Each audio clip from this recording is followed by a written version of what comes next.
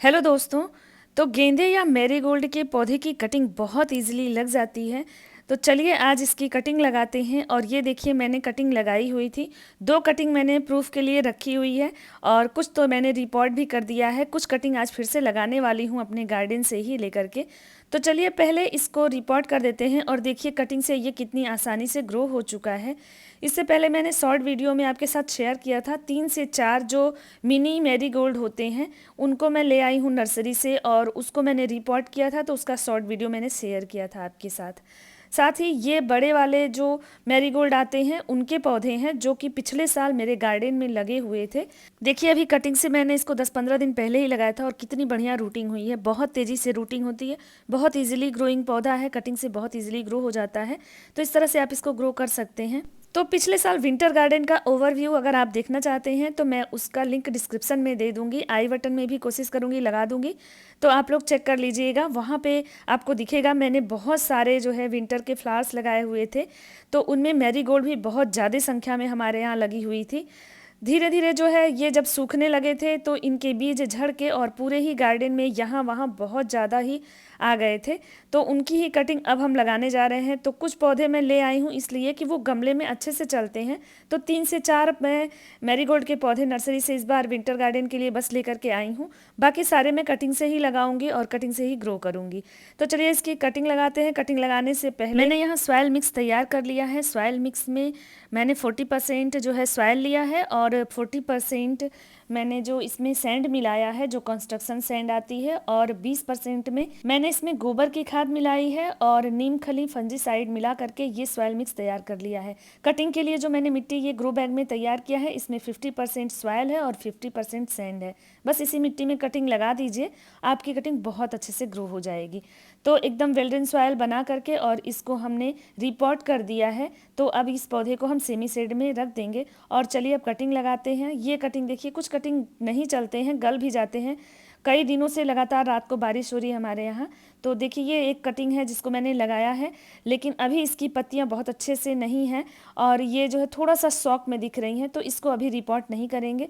जब तक खूब अच्छे से दिखे कि हाँ पौधा अब हेल्दी दिख रहा है, उसके बाद ही हम इसको रिपोर्ट करेंगे। 10 से 15 दिन मान लीजिए कटिंग लगने के बाद आपका पौधा तैयार हो जाएगा रिपोर्टिंग के लिए। मैरीगोल्ड या गेंदे का पौधा बहुत तेज़ी से तैयार होता है। तो यहाँ पे देखिए ये मैंने सिर्फ सैंड रखा है और इसमें भी 4 से 5 कटिंग मैं लगाऊंगी। तो दोनों ऑप्शन है आपके पास। आप चाहें तो इस तरह से 50% सैंड और 50% सॉइल मिक्स मिला करके आप उसमें कटिंग लगा सकते हैं, या आप सिर्फ इसको सैंड में भी लगा सकते हैं। कटिंग इजिली ग्रो हो जाएगी।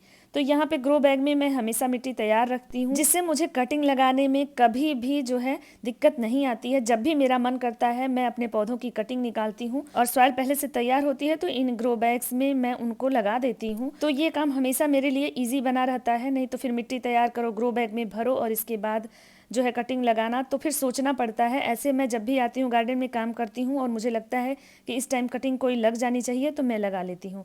इसके बाद रूटिंग हार्मोन्स के लिए मैंने यहाँ पे एलोवेरा की फ्रेश एक पत्ती ली है और चलिए कुछ कटिंग निकालते हैं।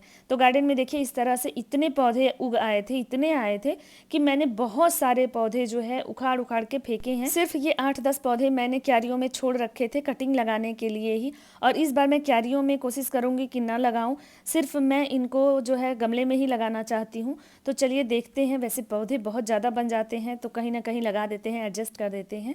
देखिए कितने बड़े बड़े हो गए हैं। तो इस तरह से कटिंग हम निकाल लेंगे।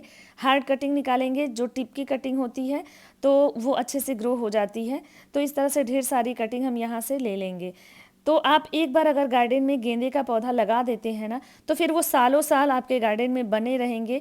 पहले आपको पता नहीं चलेगा, लेकिन जैसे ही फूल झड़ते हैं ना, तो बारिश का जब दिन आता है, मानसून आता है, तो ये आपके गमलों में, क्यारियों में, कहीं भी जहाँ जहाँ बीज गिरे होते हैं ना, वहाँ वहाँ पे आपके जो पौधे हैं वो उगाते हैं। देखिए मेरे गार्डन में भी यहाँ वहाँ ये पौधे उगे हुए हैं और यहाँ से आप निकाल करके या तो एज इट इज़ इसको लगा लीजिए, या फिर अगर लंबे पौधे हैं तो उनकी कटिंग निकाल करके लगा दीजिए। पौधे को बोशी कैसे बनाएंगे इस पे भी नेक्स्ट वीडियो आने वाला है, तो चैनल से जुड़ जाइए। वीडियो को लाइक करिए। लाइक आप लोग बहुत कम करते हैं, जिससे वीडियो की रीच रुक जाती है और वीडियो दूसरे लोगों को नहीं मिल पाता है। तो प्लीज़ लाइक ज़रूर करिए। चैनल पे नए हैं तो सब्सक्राइब करिए, जुड़िए। मैं ऐसे ही गार्डन से रिलेटेड टिप्स और ट्रिक्स लेकर के आती रहती हूँ। तो चलिए यहाँ पे कटिंग मैंने निकाल ली है और कटिंग को लगाने से पहले उसकी सारी पत्तियों को हमें रिमूव करना है, क्योंकि पत्तियाँ रहेंगी तो कटिंग को ग्रो होने में टाइम लगेगा, कटिंग ख़राब भी हो सकता है। तो सारी लीव्स को जैसे हम कटिंग लगाते हैं और निकाल देते हैं उसी तरह इसकी भी निकाल देंगे। और इस तरह से देखिए मोटी मोटी स्टेम मैंने निकाली हैं और इनकी ही कटिंग अब हम लगाएंगे। पत्तियाँ बिल्कुल नहीं छोड़नी है, क्योंकि पत्तियाँ रहेंगी तो फिर वो प्रॉब्लम क्रिएट करेंगी और कटिंग ख़राब होने का डर रहेगा। तो इस तरह से सारी कटिंग निकाल लिया है और अब एलोवेरा की फ्रेश जेल को मैंने लगा दिया है। इसमें सब में लगा लीजिए इस तरह से। अगर आपके पास कोई रूटिंग हार्मोन्स है तो लगा लीजिए, मार्केट में बहुत सारे आते हैं, या फिर आप दालचीनी का पाउडर रखे हैं तो उसको भी लगा करके आप इस तरह से कटिंग लगा सकते हैं। शहद का भी इस्तेमाल रूटिंग हार्मोन्स की तरह किया जा सकता है, तो उसको भी आप यूज़ कर सकते हैं। और चलिए सारी कटिंग अब इस तरह से लगा लेते हैं इस विल्डन सॉइल में।